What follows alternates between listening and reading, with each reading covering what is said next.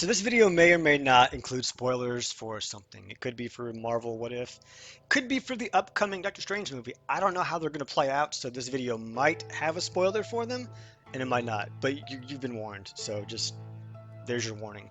Now you can't get mad at me if you read something or hear something that you didn't want to know. It'll be your fault. So the big question is Shuma-Gorath going to be the big bad in Doctor Strange 2, the Multiverse of Madness? Yes, probably. But let me explain why. First up, a while back there was a leak that indicated that he would be the big bad in the movie. So there was the leak. And then if you've been watching the Marvel What If series, you'll have noticed that in two of the episodes we have seen this what appears to be this gigantic interdimensional octopus looking tentacled creature thing. Now, they've not come outright and said that that is actually Shuma-Gorath, but let's be honest, how many other interdimensional octopi or octopuses or whatever the plural of octopus is, and how many more of them are there in the Marvel multiverse? And I can't think of any, can you?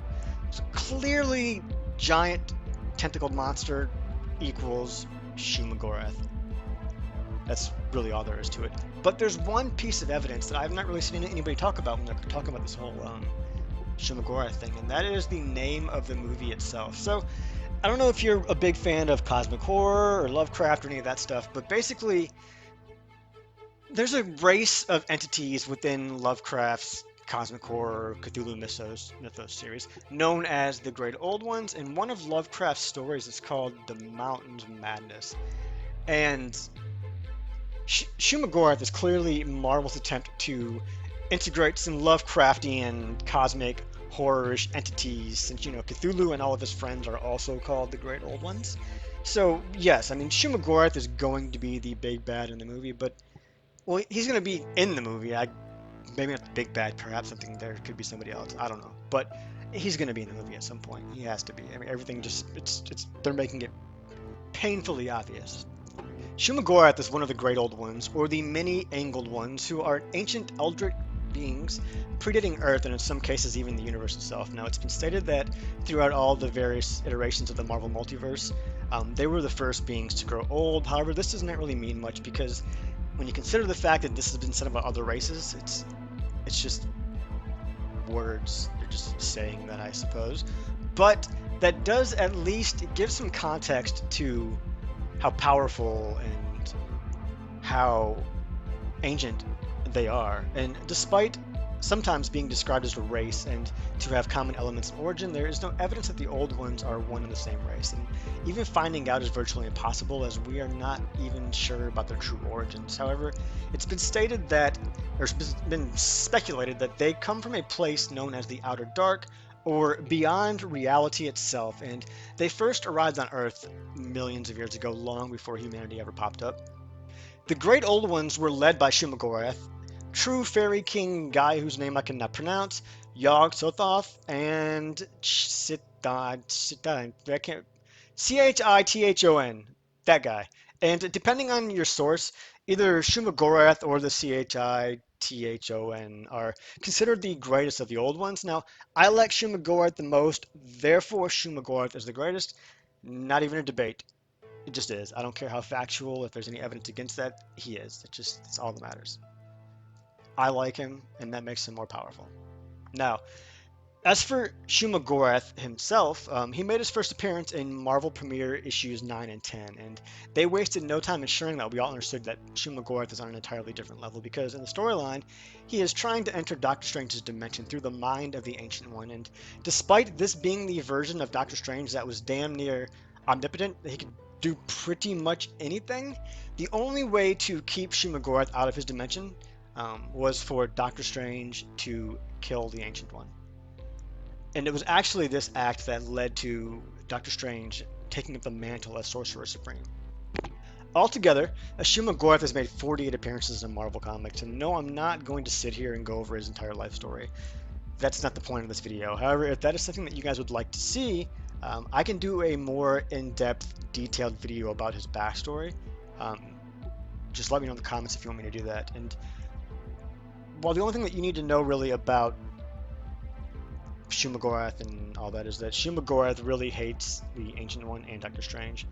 Um, but that's something that we would cover more in the detailed backstory video. So if you guys want to see that, let me know in the comments. Now, to say that Shuma-Gorath is weak would be an understatement. He lives pretty damn close to the top of the Marvel food chain. If you read Marvel comics and you have watched the MCU movies, this is something that you should already be aware of, but for those of you that only watch the movies, in the MCU the characters have been heavily nerfed.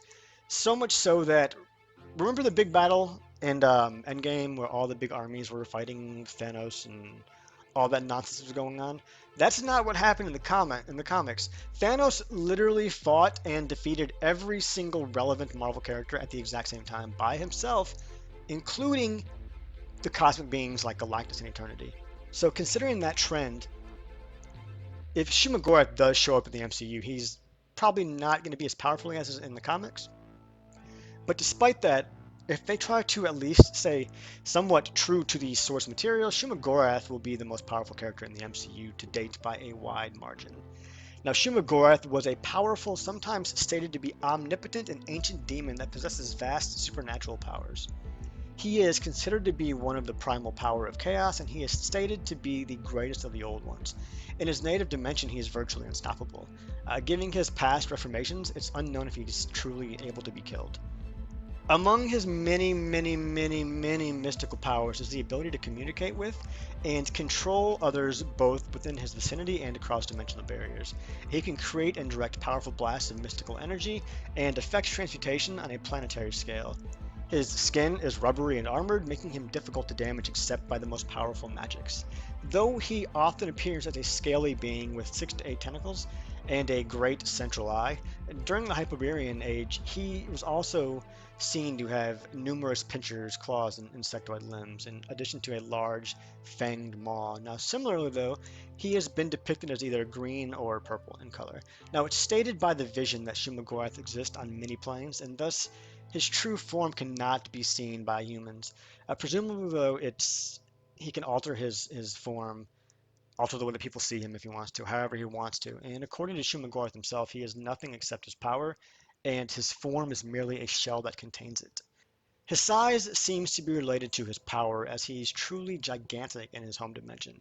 On Earth, he has always appeared substantially smaller, though it's confirmed that only the smallest part of Shuma-Gorath's essence manifests on Earth whenever he is invoked. Thus, he has only been seen at full power within his home dimension. Now, the power of Shuma-Gorath is such that he can destroy multiple galaxies solely through his aura pressure. Consider this, all right, in Bleach, remember when Aizen got really powerful that he would just kill humans that got too close to him? Or how the Hollows, if they were too powerful, they would kill the Hollows? Like that. Only instead of killing somebody that's close to him, Shuma-Gorath is out here doing that shit to dimensions, to entire galaxies, which is absolutely absurd. Now, he also has the ability to destroy realities by using all of his tentacles to create a ball of energy, which he fires at the reality. So we've got this giant octopus flying around the space between universes, firing balls of energy and blowing shit up, because I guess that's something that people just do where he's from.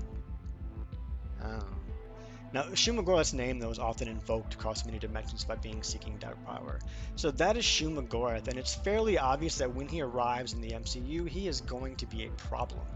But as with all overpowered characters, I'm sure they're going to find some dumb way to deal with him, some stupid illogical means of getting rid of him. Similar to how they got rid of him in the comics, because right now he's actually dead in the comics, but the way that he was killed is so stupid, I'm not even going to tell you, because it shouldn't even have been possible. It doesn't make any sense. He got stabbed. Okay, he got stabbed. Interdimensional octopus capable of destroying realities got stabbed and died. Although I will admit that he was weakened when that happened, but regardless, really, don't do that in the movies, please.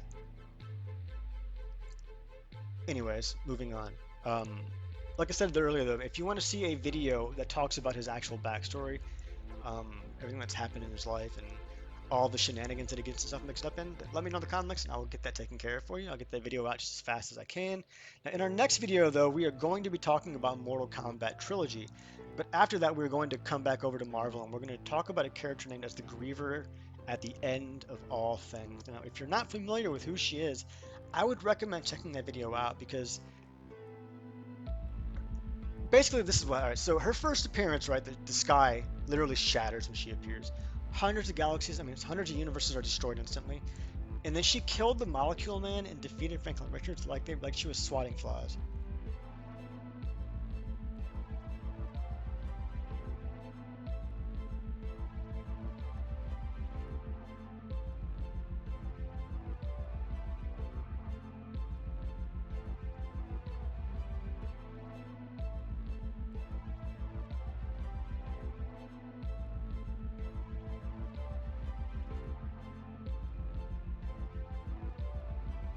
So that's the kind of power we're talking about with this character. So you should check it out. If you don't want to miss that video, make sure that you're subscribed, hit the little notification thing, and then yeah, I mean I guess that's it for right now. I'll see you guys next time.